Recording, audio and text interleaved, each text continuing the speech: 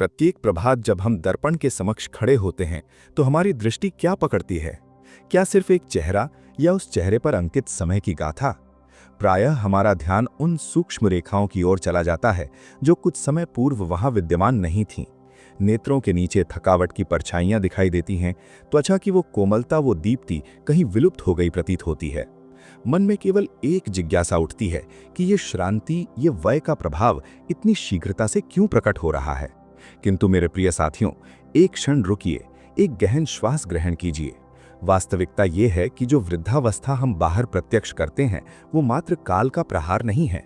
योगी परमहंस के शब्दों में शरीर केवल आत्मा का परिधान है। जब वस्त्र मलिन या जीर्ण दिखने लगे तो इसका आशय है कि उसे धारण करने वाली जीवनी शक्ति, हमारी प्राण ऊर्जा कहीं संघर्षरत है। वे रेखाएं, वो रूखापन, ये केवल त्वचा की व्यथा नहीं है, यह आपकी अंतरात्मा का आह्वान है। ये संकेत है कि आप अपने दायित्वों, अपने कर्मों और संसार की भागदौड़ में अपने आप को विस्मृत कर चुके हैं। आज ज्ञान स्रोत के इस विशिष्ट सत्र में हम किसी बाहरी उपचार या सतही सुधार की चर्चा नहीं करेंगे।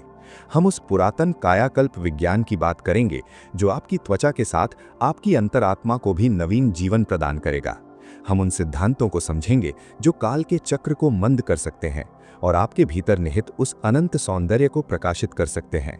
क्या आप अपनी खोई हुई कांति, अपना तेज पुनः प्राप्त करने को तत्पर हैं? तो आइए इस साधना का आरंभ करें। प्रथम, जल तत्व, प्राण का संचार। हमारे प्राचीन ग्रंथों में जल को जीवनदायी तत्व माना गया है। ये केवल तृषा शमन का माध्यम नहीं है, ये साक्षात दिव्यता है, जल देवता। मुख पर समय से पूर्व आने वाली वृद्धावस्था का सर्वाधिक महत्वपूर्ण और प्रायः उपेक्षित कारण है आंतरिक निर्जलीकरण। कल्पना करें एक सरिता की जो सूख रही हो। क्या उसके तट हरित रह सकते हैं? नहीं, वहां की भूमि फटेगी, दरारें उत्पन्न होंगी। यही स्थिति हमारी त्वचा के साथ घटित होती है। जब हम अपने शरीर रूपी देवालय में पर्याप्त जल समर्पित नहीं करते तो हमारी कोशिकाएं त्रिषित रह जाती हैं, वे संकुचित होने लगती हैं और यही संकुचन मुखमंडल पर रेखाओं के रूप में उभरती है। हम बाहर से कितने भी महंगे लेप लगाएं, यदि जड़ें शुष्क हैं तो पत्तियों पर चमक नहीं आ सकती। अपनी दिनचर्या को एक पावन अनुष्ठान बनाइए। प्रातःकाल उठते ही सूर्योदय से पूर्व गुनगुना जल पीजिए। इसे ऊषापान संज्ञा दी गई है। ये केवल शरीर की शुद्धि नहीं करता, ये आपकी सुषुप्त शक्ति को जागृत करता है। दिवस भर में सादे जल के अतिरिक्त प्रकृति के रस, नारियल जल, मट्ठा और रसीले फलों को अपनाइए। ये केवल पोषण नहीं है, ये प्रकृति का दिया हुआ अमृत है। जब आप जल ग्रहण करें तो कृतज्ञता भाव के साथ करें। ये भावना आपके शरीर के कण कण को नमी और शीतलता प्रदान करेगी। स्मरण रखें, एक सुनिर्जलित शरीर में ही एक शांत मन और एक दीप्तिमान त्वचा का निवास होता है। द्वितीय, स्पर्श चिकित्सा, स्वयं से स्नेह है। हम प्रायः अन्यों की सेवा में, गृहस्थी के कर्मयोग में इतने तल्लीन हो जाते हैं कि अपने ही शरीर को एक भार समझने लगते हैं। मुख की मांसपेशियां तनाव, चिंता और थकान के दबाव से कठोर हो जाती हैं। जब त्वचा के नीचे का रक्त संचार अवरुद्ध होता है तो मुखमंडल का प्राण प्रवाह भी रुक जाता है। आयुर्वेद में इसे अभ्यंग कहा गया है। ये केवल मर्दन नहीं है, ये स्वयं से प्रेम करने की विद्या है। ये शरीर को ये संदेश देने का माध्यम है कि मैं आपका सम्मान करता हूँ। प्रतिदिन केवल 5 मिनट निकालें। किसी मूल्यवान तेल की आवश्यकता नहीं है। बादाम तेल, नारियल तेल या घर की ताज़ा मलाई, प्रकृति ने सब प्रदान किया है। अपनी अंगुलियों को एक नृत्यांगना की भांति अत्यंत कोमलता से अपने मुख पर विचरण कराएं। गति सदैव ऊर्ध्व दिशा में होनी चाहिए, गुरुत्वाकर्षण के विपरीत। ठीक वैसे ही जैसे हमारी आध्यात्मिक ऊर्जा को ऊर्ध्वगामी होना चाहिए।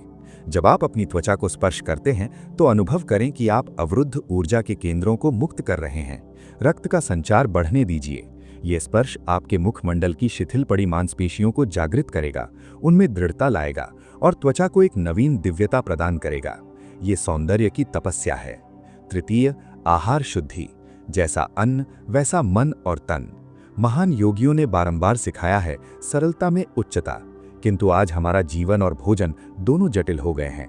अत्यधिक मिठास और अत्यधिक लवण, ये 2 श्वेत विष हमारी सुंदरता के सर्वाधिक बड़े शत्रु हैं। शर्करा हमारे शरीर में प्रवेश कर एक प्रक्रिया आरंभ करती है जो त्वचा के लचीलेपन को नष्ट कर देती है। और लवण क्या करता है? नमक हमारे शरीर में जल को अवरुद्ध कर देता है, जिससे मुख पर सूजन और भारीपन आता है। क्या हम अपनी जिह्वा के स्वाद के लिए अपने शरीर के मंदिर को दूषित कर रहे हैं? चाय, पेस्ट्री, पैकेट बंद भोजन, ये तामसिक आहार है। ये शरीर में आलस्य और त्वचा में विकृति उत्पन्न करते हैं। हमें सात्विक और प्राकृतिक विकल्पों की ओर प्रत्यावर्तित होना होगा। फलों की प्राकृतिक मिठास, गुड़ का सौम्य स्वाद और भोजन में संतुलन। जब आप अपने पाचन तंत्र को शुद्ध रखते हैं तो आपका मुख उस पवित्रता का दर्पण बन जाता है। एक स्वच्छ पाचन ही एक निर्मल मुखमंडल की आधारशिला है। आंतरिक सफाई के बिना बाहरी चमक अपूर्ण है। चतुर्थ, योग निद्रा पुनर्जीवन का रहस्य। शास्त्र कहते हैं कि गहन निद्रा समाधि की एक झलक है। जब हम सोते हैं तो हम अपनी लघु पहचान को त्याग कर उस असीम ऊर्जा के स्रोत से संयुक्त होते हैं। किंतु आधुनिक जीवन की विडंबना देखिए। हम रात्रि विलंब तक जागते हैं, कभी स्क्रीन के प्रकाश में तो कभी मन की व्यग्रताओं में। जब निद्रा पूर्ण नहीं होती तो शरीर को पुनर्निर्माण का समय नहीं मिलता। काले वृत्त, सूझे हुए नेत्र, ये आत्मा की थकान है जो देह पर प्रतिबिंबित हो रही है। अपनी रात्रि को पवित्र बनाइए। सोने से 1 घंटा पूर्व बाहरी संसार के कोलाहल को समाप्त कर दीजिए। मोबाइल दूर रखिए। शैया पर लेटकर शवासन की स्थिति लीजिए। अपने मुख की मांसपेशियों को शिथिल छोड़ दीजिए। प्रायः हम निद्रा के समय भी अपने जबड़े को कठोर रखते हैं या माथे पर तनाव रखते हैं। सजग होकर अपने मस्तक, अपने नेत्रों और अपने ओठों को ढीला छोड़ दीजिए। शरीर से कहिए, सब कुशल है, अब विश्राम करो। जब आप इस शांति के साथ निद्रा में प्रवेश करते हैं तो आप केवल सोते नहीं हैं, आप उपचार प्राप्त करते हैं। प्रातःकाल जब आप जागेंगे तो मुखमंडल एक पुष्प की भांति प्रस्फुटित होगा। पंचम, प्रकृति का आशीर्वाद, घरेलू उपचार। ईश्वर ने हमें स्वास्थ्य प्रदान करने के लिए रासायनिक कारखाने नहीं, प्रकृति की गोद दी है। हमारी रसोई वास्तव में एक औषधालय है। शुद्ध घी। रात्रि में नाभि में और नेत्रों के नीचे 1 बूंद शुद्ध घी लगाना, ये केवल पोषण नहीं, वात्सल्य है जो वात दोष को शांत करता है। चावल का जल। ये प्राचीन पूर्वी ज्ञान है। ये त्वचा में दृढ़ता लाता है, जैसे संयम हमारे चरित्र में दृढ़ता लाता है। हल्दी और दुग्ध। हल्दी जो शोधक है और दुग्ध जो पोषक है, इनका संयोग त्वचा की आभा को बढ़ाता है। इन उपायों में धैर्य की अपेक्षा है। स्मरण रखें, रसायन त्वचा को बलपूर्वक परिवर्तित करते हैं, किंतु प्रकृति त्वचा को प्रेम पूर्वक स्पर्श कर उपचारित करती है।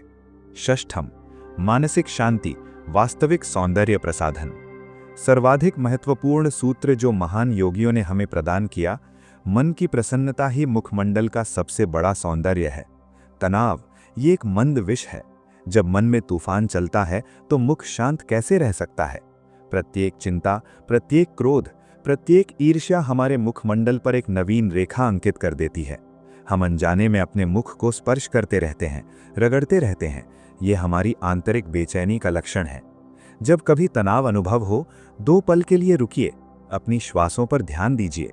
ये विचार कीजिए, मैं ये शरीर नहीं हूँ, मैं ये मन नहीं हूँ, मैं शुद्ध आनंद स्वरूप आत्मा हूँ। दिवस में केवल 10 मिनट ध्यान या मौन का अभ्यास कीजिए। जब भीतर का कोलाहल थमता है तो मुखमंडल पर एक दिव्य आभा प्रकट होती है। यही वो दीप्ति है जो किसी लेप से नहीं मिल सकती। मेरे प्रिय मित्रों, सौंदर्य कोई गंतव्य नहीं है, ये एक यात्रा है, ये एक साधना है। जैसे एक माली को अपने पौधे में पुष्प देखने के लिए धैर्य रखना होता है, प्रतिदिन जल देना होता है, वैसे ही आपको भी अपने शरीर रूपी उपवन को सींचना होगा। एक दिवस में चमत्कार की अपेक्षा न रखें। ये शरीर कोई यंत्र नहीं है, ये एक जीवंत चेतना है। आज आपने जल पिया, आज आपने उत्तम निद्रा ली, आज आपने ध्यान किया, इसका फल आज नहीं दिखेगा, किंतु यदि आप धैर्य और नियमितता के साथ प्रेम पूर्वक अपना ध्यान रखेंगे तो कुछ ही सप्ताहों में आप देखेंगे कि दर्पण परिवर्तित हो गया है। न केवल आपकी त्वचा कोमल होगी, न केवल रेखाएं हल्की होंगी, अपितु आपके नेत्रों में एक ऐसी गहनता और दीप्ति होगी जो दर्शक को भी शांति प्रदान करेगी। महान योगियों के इन शब्दों को अपने हृदय में अंकित कर लीजिए।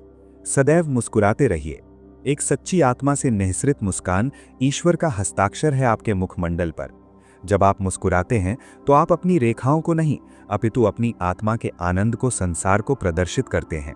अपने आप को समय दीजिए, अपना ध्यान रखिए, क्योंकि आप ईश्वर की एक सुंदर रचना है। यदि आपको आज की ये आत्मिक चर्चा रुचिकर लगी हो तो इसे उन सभी देवियों के साथ साझा कीजिए जिन्हें आप स्नेह करते हैं। अपने भीतर के सौंदर्य को जागृत करने के लिए ज्ञान स्रोत परिवार से जुड़े रहिए। प्रणाम।